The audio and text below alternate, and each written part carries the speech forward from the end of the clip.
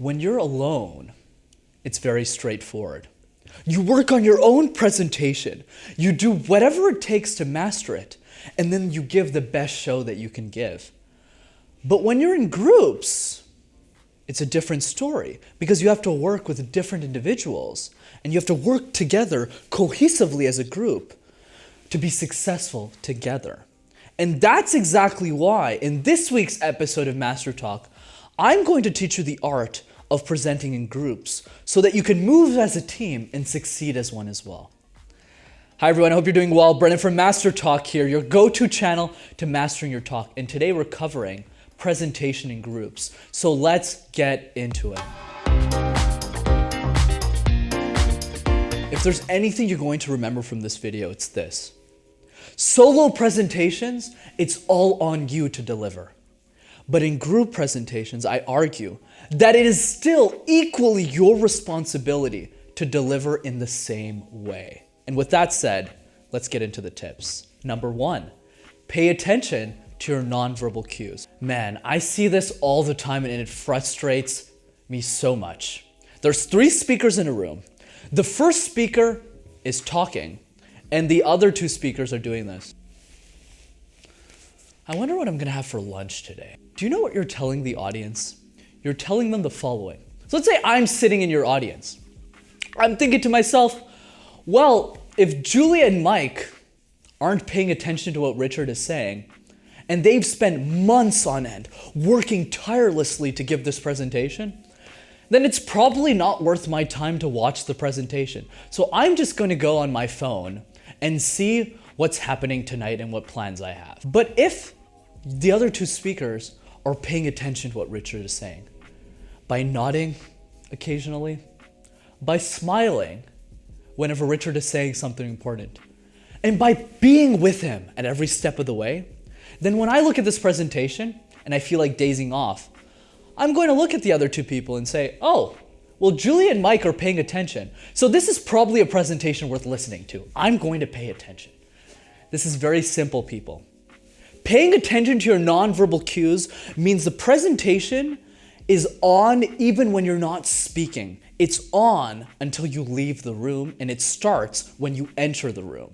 So pay attention to the way that you show respect to your other teammates, and you'll come off way better as a group. Number 2, leverage strengths and understand weaknesses to win. Look, not everyone's good at everything.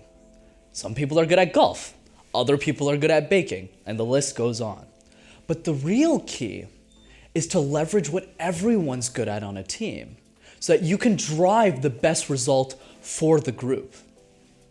In many teams I used to operate in, there was always somebody who's really good at strategy. Hey guys, let's do this because this is the right direction for the group in the presentation. Then there would be somebody else who would be the person who'd do all the numbers. This is what's going to cost. This is what's going to be. And I always like giving space to everyone to see who's more comfortable presenting what, to give everyone the space that they need so that we can deliver the best presentation and I can fill the gaps. So in that way, by understanding what everyone is good at, you can add all those little pieces together so that you can deliver a presentation that is a lot better than if you were to present alone. Remember, leaders of group presentations are not people who take up space, but rather who make space for everyone else to be their true, authentic, and powerful selves. And if you can remember that, because you're watching this video, you can be a powerful leader in any group. Number 3, create a system that works in questions and answers. At the end of every presentation, there's usually questions from the audience. And this is the moment where most group presentations fall apart. I'm going to give you some tough love right now. Whenever there is Q&A, questions at the end of a presentation, teammates start disagreeing with each other. They start speaking over each other. And the whole moment that you built in the presentation falls apart. Hey, I don't agree with what Josh said. This is the actual truth. What did Julia say? No. And then your audience starts to look at the group and says, hey, wait a minute. They were all cohesive together. Why are they all disagreeing with each other? Which is the point I want to drive. You should never, ever disagree with a teammate during a presentation. If you have a problem with someone, if you disagree with someone, you do it off stage. Because when you're on stage, you have to look like the perfect unison. You have to look as if everything was figured out.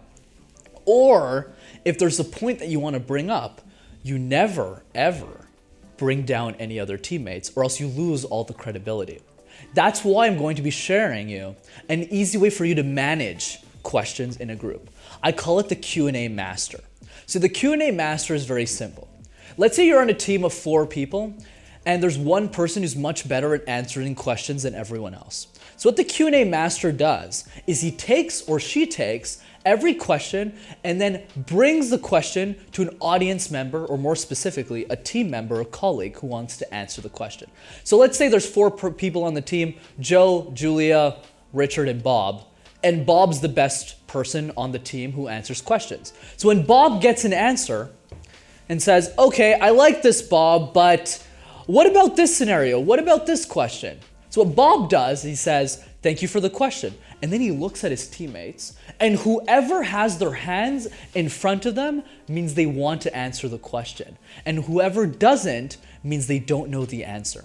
So when Bob looks at the other teammates, Julie and the like, and he notices that Julie has her hands like this, he's going to look at Julie and say, Julie, would you like to answer this question? And then Julia would go back and say, of course, Bob, and then answer the question. But here's the caveat. If nobody has their hands, it means nobody wants to answer the question, which means Bob, who's the best person at answering, answers the question. This is a good way for you to artificially manage all of the questions in the presentation. And then as you get better, especially if you practice with the same teams over and over again, then you won't need that system anymore. But it's a good way to start practicing. If there's anything that you take away from this video, it's this. In solo presentations, it is your responsibility to prepare the pitch, to ready for it, and to give the best show of your life. But in group presentations, it is equally your responsibility to deliver the same result. Because the only way you are successful in groups is if everyone works cohesively as a team to deliver a world-class show. And as long as you never forget that, you'll be 10 steps closer than any other group presentation that you'll ever give.